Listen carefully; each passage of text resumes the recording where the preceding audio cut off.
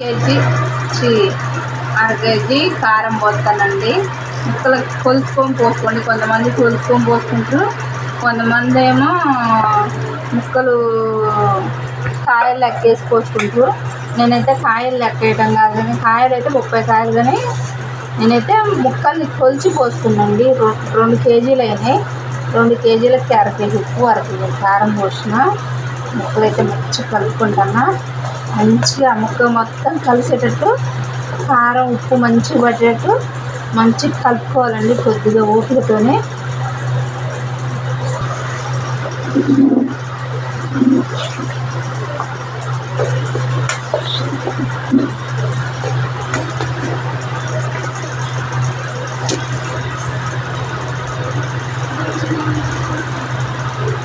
ఇట్లా కలుపుకోవాలండి. కలుపుకున్న తర్వాత చూడండి, ఇట్లా మొత్తం కలుపుకోవాలి. అడుగుకి కూడా కొంచెం కారం ఎల్లిపాయ ముద్ద మొత్తం కలవదు, ఇట్లుంటుంది. ఇది మొత్తం కలుపుకోవాలండి నీట్గా. మొత్తం కలుపుకుంటేనే మంచిగా ముక్కకు బట్టి ఉప్పు కారం ముక్కకు పట్టింది, అప్పుడు బాగుంటుందండి.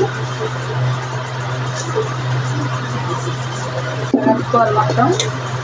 నేనైతే కొంతమంది అయితే పచ్చడి పెట్టినప్పుడు ఎమ్మటే నూనె పోస్తారండి, కొంతమంది నూనె పోయరు. నేనైతే నూనె పోయట్లేదు.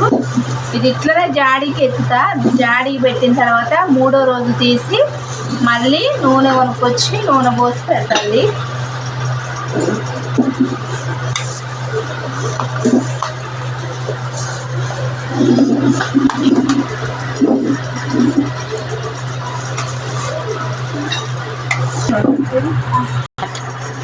మొత్తం ఇట్లా కలుపుకున్నాం కండి. ఇప్పుడైతే ఇది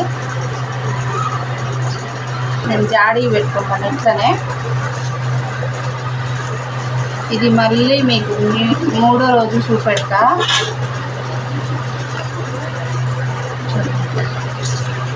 మొత్తం నేనైతే ఆయిల్ గిన్నెతో కూడా ఆయిల్ పోసుకుంటాను, ఇట్లనే పెడతాను.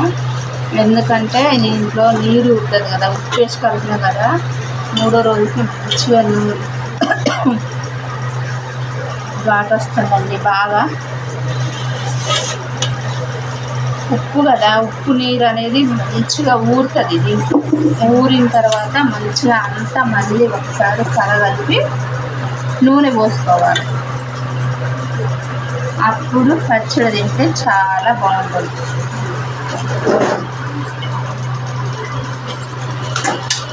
మీరు ఎట్లా పెడతారో కామెంట్ చేయండి. కామెంట్ బాక్స్లో కామెంట్ పెట్టండి. మీ సైడ్ పచ్చడి ఎట్లా పెడతారో. మా సైడ్ అయితే ఇట్లా పెడతారు. తెలంగాణలో ఎన్ని రకాల పచ్చళ్ళు పెడతారు చూడండి. కలుపుకుంటూ వేసుకోవాలి. మా పాప అయితే ఎప్పుడెప్పుడు తినాలా, ఇప్పుడే నూనె వేయాలమ్మా అంటుంది. లాస్ట్కి అయితే కొంచెం కారం వచ్చి ఆమెకి నూనె పోసి అన్నం కలపాలంట. కలిపి పెడతా.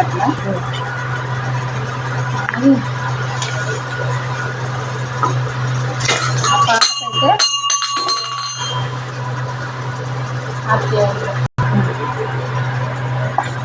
ఇందులో కొంచెం ఒక ముక్క మళ్ళీ ఉంచుతున్నా. ఎందుకంటే మా పాపకి ఇప్పుడే కలిపి పెట్టాలంట. 3వ రోజు నూనె కలిపి లాస్ట్కి అన్నం వేసి కలిపి తింటే చాలా బాగుంటుంది కదా.